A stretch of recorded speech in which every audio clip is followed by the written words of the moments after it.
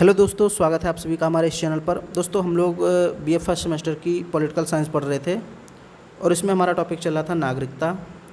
तो नागरिकता के कुछ टॉपिक, एक दो टॉपिक और बचे हुए हैं। मैंने सारी चीज़ें पढ़ा दी थी, लेकिन फिर भी हम एक संविधान संशोधन पढ़ लेते हैं। नागरिकता से संबंधित 2015 में हुआ था, उसको पढ़ लेते हैं। उसके बाद हम लोग जो 4-5 अनुच्छेद हैं उसके बारे में भी पढ़ लेते हैं।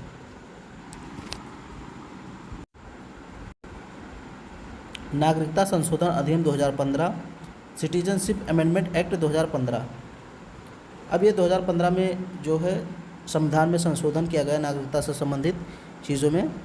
और इसमें क्या किया गया कि जो प्रवासी भारतीय हैं, यानी कि जो अलग देश में रह रहे हैं, उनके पंजीकरण को और अधिक सरल बनाया गया। यानी मान लीजिए कोई व्यक्ति विदेश में रह रहा है और वो भारत का नागरिक बनना चाहता है, तो जो नागरिक बनने की प्रक्रिया है उसमें जो है उसको सरल तरीका बताया गया।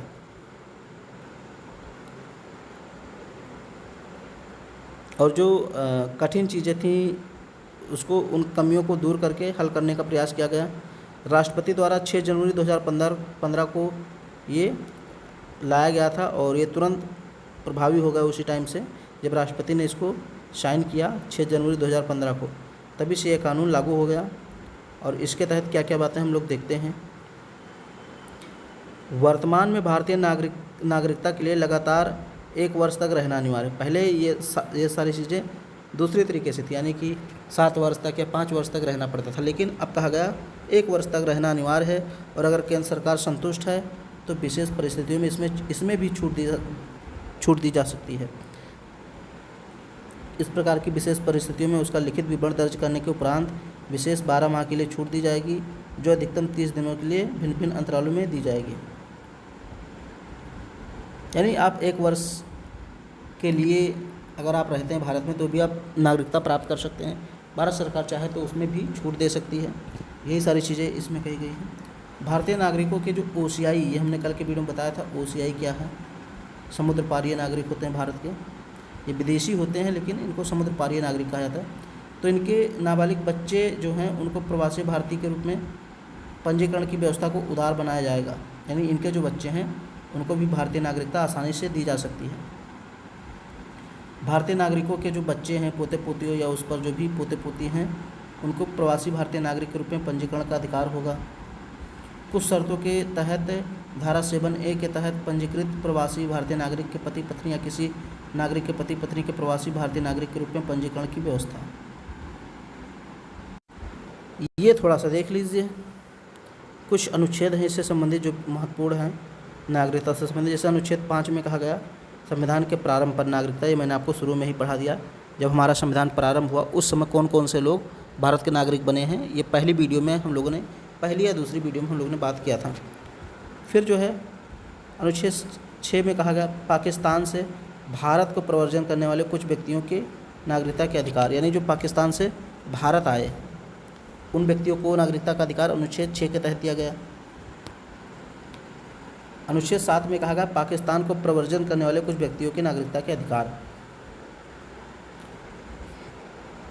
अब इसमें यह कहा गया कि मान लीजिए 7वें अनुच्छेद में कि कोई व्यक्ति भारत से पाकिस्तान गया और फिर पाकिस्तान से भारत आ गया तो उसको जो है भारतीय नागरिकता दी गई। ध्यान दीजिए, जब आज़ादी मिली और देश का बंटवारा हुआ तो देखिए कुछ लोग भारत भी आए और कुछ लोग पाकिस्तान भी गए। यानी पाकिस्तान छोड़कर कुछ भारत में आए, कुछ भारत छोड़कर पाकिस्तान में गए। इस तरह से स्थानांतरण हुआ लोगों का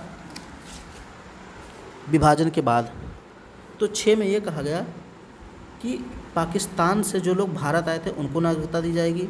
और अनुच्छेद 7 में ये कहा गया जो पहले भारत से पाकिस्तान गए लेकिन पाकिस्तान उनको अच्छा नहीं लगा, वो फिर से भारत में आ गए, तो ऐसे लोगों को नागरिकता अनुच्छेद 7 के तहत दी जाएगी। अनुच्छेद 8 में कहा गया कि भारत के बाहर रहने वाले भारतीयों को नागरिकता दी जाएगी। जैसे जो लोग काम करने गए हैं, व्यवसाय करने गए हैं, कोई साइंटिस्ट या डॉक्टर है अमेरिका में या कहीं भी विदेशों में, तो उनको भारतीय नागरिकता दी जाती है। तो अनुच्छेद 8 में कहा गया। 9 में कहा गया कि कोई व्यक्ति अगर विदेशी नागरिकता स्वेच्छा से अर्जित करता है तो उसकी भारतीय नागरिकता समाप्त हो जाएगी। यानी अगर आप अमेरिका के नागरिक बन जाते हैं तो आप भारत के नागरिक नहीं रह जाएंगे। 10 में कहा गया नागरिक अधिकारों का बना रहना, यानी ये जो आपके नागरिक के अधिकार हैं ये बना रहेगा, इसको कोई छीन नहीं सकता। अनुच्छेद 11 में कहा गया संसद द्वारा नागरिकता के अधिकार का विधि द्वारा विनियमन किया जाना। अनुच्छेद 11 में ये कहा गया कि संसद चाहेगी तो नागरिकता से संबंधित कानून में संशोधन कर सकती है। तो ये छोटा सा टॉपिक था, इसमें कुछ अनुच्छेदों के बारे में पढ़े और इसमें जो है एक टॉपिक था संशोधन अधिनियम 2015, उसको आप डिटेल में पढ़ लीजिएगा। मैंने आपको दिखा दिया है थोड़ा सा, उसमें थोड़ा बहुत है समझने वाला, बाकी कुछ खास नहीं है। तो वीडियो पसंद आए तो उसको लाइक शेयर सब्सक्राइब ज़रूर करें, ठीक है।